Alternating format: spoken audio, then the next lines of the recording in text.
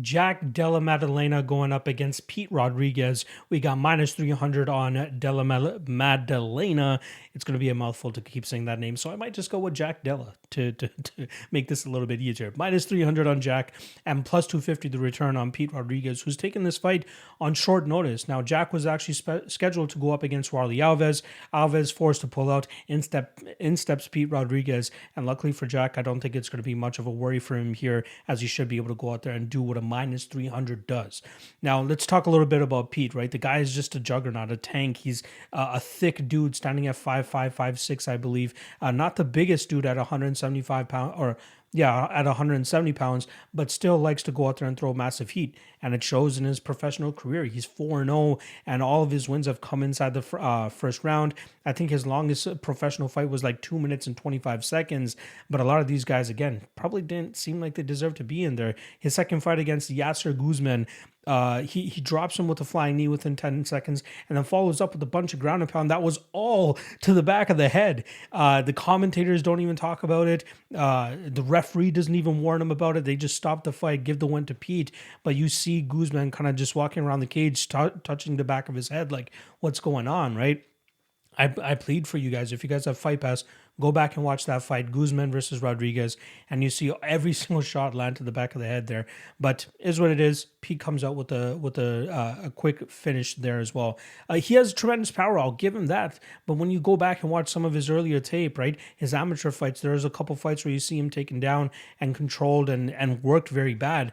But it's on the feet where he has most of his success. But even on the feet, a lot of it is just power driven. There's no real technique that's going with it. He doesn't really train at a very good gym or anything like that. And he's kind of just coming on short notice here as a guy that's just been spectacular with big knockouts in his first 4 fights. The UFC sees that. They plug him into the UFC now. But I think he's going to start to falter under these big league guys. And I know that this is the debut as well as for Jack. But since going 0-2 in his to start his professional career, the guy's been absolutely killing it and going on a run now where he's finishing most of his opponents.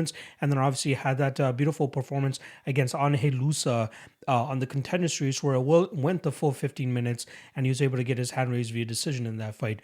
He is the much better striker.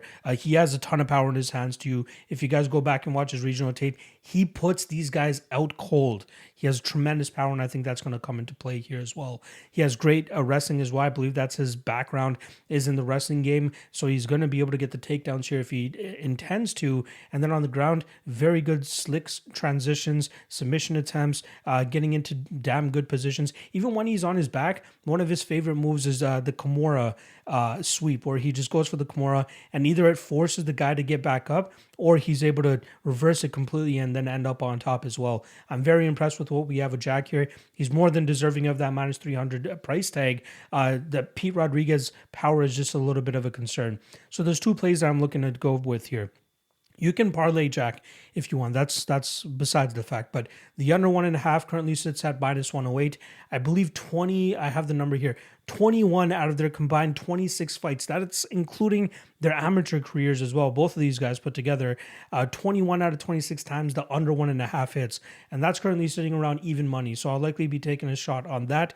But I think the lock in this fight, and I use the word lock pretty significantly here, is the fight doesn't go to decision. I think one of these guys is going to go out. I think it's actually going to be Pete, who suffers his first ever professional loss here. And I think it's either going to come late first round or early second round. That's where we see Jack start to let his hands go and find that knockout victory or even submission. But I think he'll probably knock Pete out here. So I'm going to go, actually, you know what? I think he will use his wrestling, and I think he'll eventually find that submission or ground and pound. I'm going to lean more so with the submission, though. So we'll go Jack Della Maddalena via submission in round 1.